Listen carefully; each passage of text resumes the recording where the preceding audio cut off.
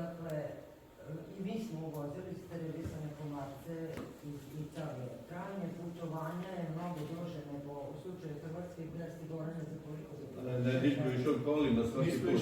Nismo išli auto, tako da bi smanjili mortalitet. I mogu reći da na granici stvarno nikada nas niko nije pitao. U praksi je to bilo 6-7-8 sati. Manje, što oko 6 sati. Drugačiji način ne znamo nego da ih dopremamo avionom preko DHL-a. To putovanje traje od 28 do 30 nešto sati i čak i svih sat vremena i kako utiče na vitalnost mortaliteti i muža. Mi smo sa posljednim vozilom u pothlađenim uvjetima je bio cijeli transport, tako da se nije dizala temperatura. Mogu vam slobodno reći iz naših iskustava, svi komarci kod nas stignu dok prevozimo kolega Ilišić i ja i brzom brzinom za Novi Sad ekipa koja je opuštena čeka. Dok mi njih sve postavimo na mesto, to je već bilo za sumraka i njima treba vremena. Oni ne mogu da se probude na vremena, sutradan vidimo u tim skopicama koje smo postavljali da su živi i lete na sve strane, dakle vitalni su. Treba više vremena da se probude. Druga stvar, ovo što je profesor Petrić rekao, mi nemamo drugačiju mogućnost nego da radimo u centru grada, praktično moje dvorište, moj podrum je pretvoren u buduću laboratoriju, jer nemamo vremena da tražimo isti takav sličan lokalitet koji bi bio izolovan, gde ne bismo imali problem od reintrodukcije, samim tim bi rezultati vjerovatno bili i puno bolji. I najzad ovaj problem vezano za dozvole što je Goran pričao, na to smo se telefonom čuli mnogo puta u toku ove godine, da se konsultujemo i se nedeljno, naravno. Problem je oko dobijane dozvole ove godine sada zaista na liniju nemoguće, jer ja sam bila spremna da nema šanse nešto tako da ispunimo. Naime, intencija je bila da svi krenemo rano sa prvim otpuštenjem u toku maja meseca, kako bi uhvatili populaciju dok još nije u onom piku ugroženosti. Ove godine procedura u Srbiji za dobijanje dozvola mnogo komplikovanija nego prošle godine, gde nam je trebalo još 8 dozvola ove Ministarstva za zaštitu životne sredine, pa tek onda dozvole i svi prateći dokumenti iz Uprave za veterinu, tako da mi nismo počeli da puštamo pre 1. avgusta. To je već vreme kada nam je, imali smo još i sreće, od oko maja, juna, jula je populacija bila neke slične gustine, tek onda je počelo naglo da raste. U odnosu na to šta su naši 3 godine, tako da nismo možda tražiti to. Inače, sit ne može da vam da odmah vidljive rezultate i to mi je kao što je Goran rekao, profesor Petrić, to je samo jedan od mera u sklopu integralne zaštite. Dodatno, mi u Novom Sadu nemamo nikakvih povratnih informacija da li su kada, gde vršeni tretmani. Ja pričajući sa mojim komšima i ljudima u okruženju, posmatrajući kod nas nije prošlo nijedno vozilo, dakle, sigurno sam da tretmana nije bilo, ljudi su mislim da ona komarac inače bila dodatno iskomplikovana sa onim rečnim informacijama koji su došli nakon plavljenja, tako su imali stvarno veliki problem da objasnim ljudima da to što mi puštamo nije rečni komarac, nego su sterili mužjaci koji ne pođu i koji su pušteni upravo zato da smanjuju populaciju tih tigrosti. I kako god, prošle godine smo prve rezultate vezano za supresiju, odnosno za povećanje udjela sterilnih jaja i endokrinovi sterilitet, zapazili tek u 4. i 5. sedmici nakon prvog otpuštanja.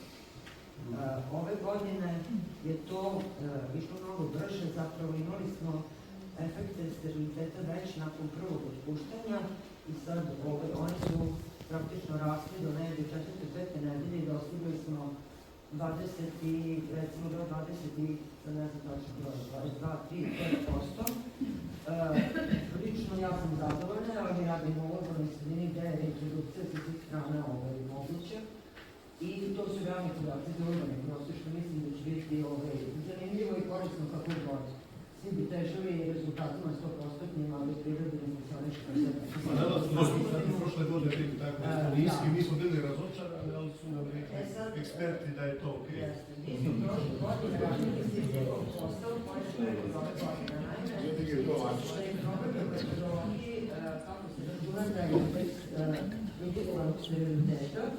Jer mi recimo sada kada poredimo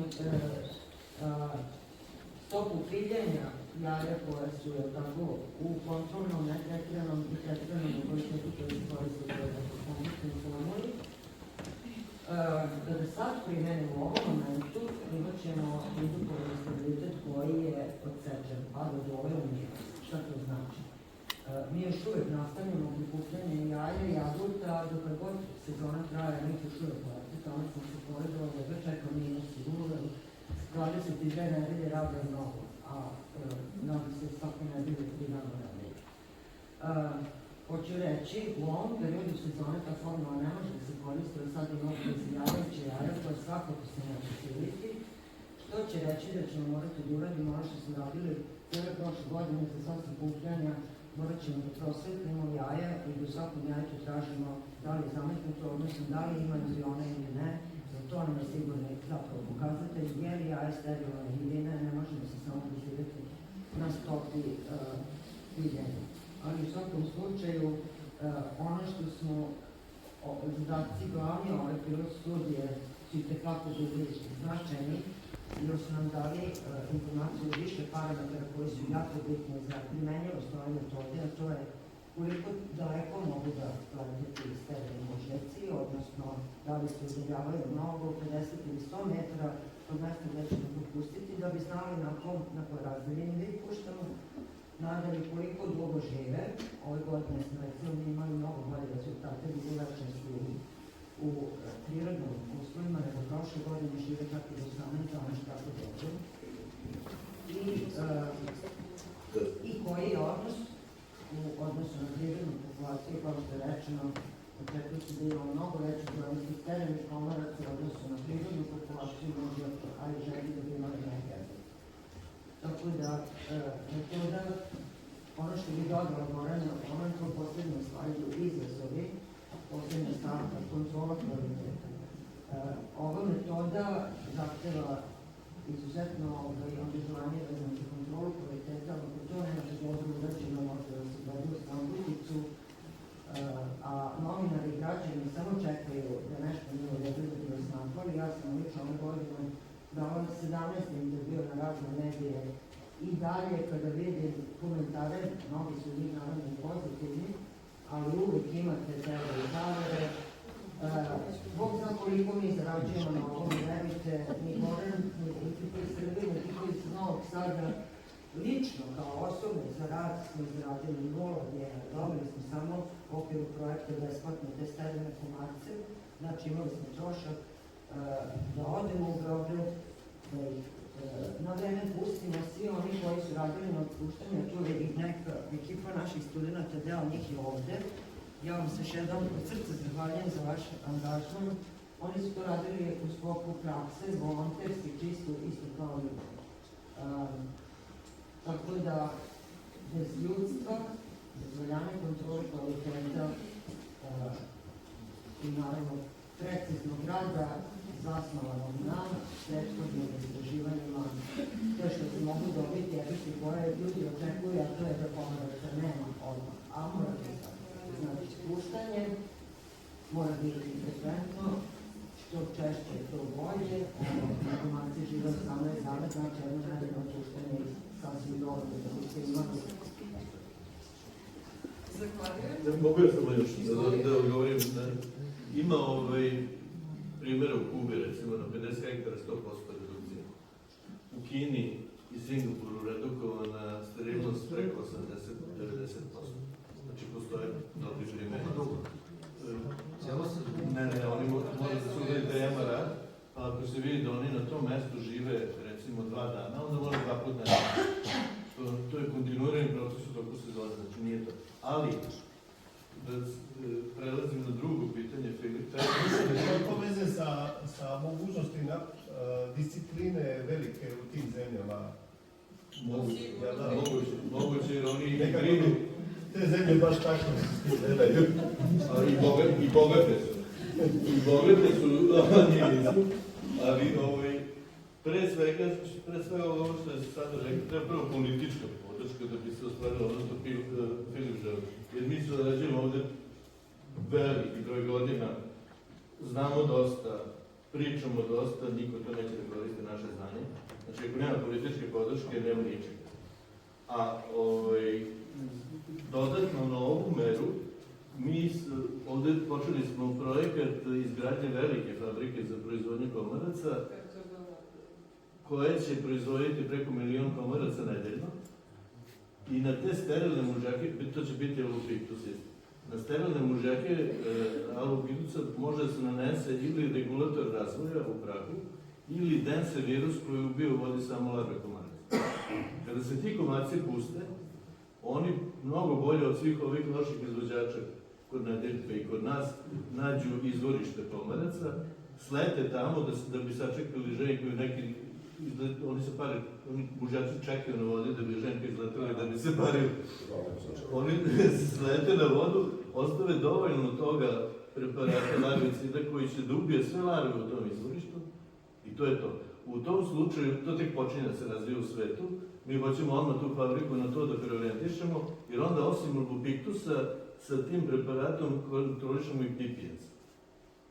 I to već imamo dobre rezultate u Francuskoj, u Grčkoj, u Španiji. I ako to uspijemo, onda smo rešili i problem tih urbanih komaraca, a ovo što je profesor Govedarica rekao, to će rešiti, neće biti potrebni adaptivni tretmani za rešiti. Ja sam kolege iz Hrvatske pitao, da li smatrate i danas da je Hrvatska autohtona za Demibrod? Da je Hrvatska autohtona za Demibrod i danas? Nemamo. To je bio jedan jedini izolirani slučaj, nakon toga kako su se radili istraživanje za već znaju, radili su se za usudite. Dakle, to je to bilo izolovano i sve. Da, to je bilo nešto slučajno, neko doneo. Ali to se dogodi, to je postoji u Francuskoj, 2 navrata. Znači, vjerojatno netko doneo, pa se tu nešto malo proširilo. Na svu sreću, to je bilo 9. mjesec već. Kraj sezone. Kraj sezone. Je li to bilo 2010? 10. A to je bilo kada nam je albopiktus ušao u Hrvatsku? To je bilo 2004. Evo to. Znači dok ima... Da, već 2005. je bio detektiran u Dubrovniku, sad je li on već tada došao do Pelješca, vjerojatno da, jer je uzrokovan određeni broj Aedes albopictus. Da, to je to počeš neće. Vektor je prisutan, samo nek se pojavi uzročnik bolesti. Izvolite dalje. Idemo će. Izvolite.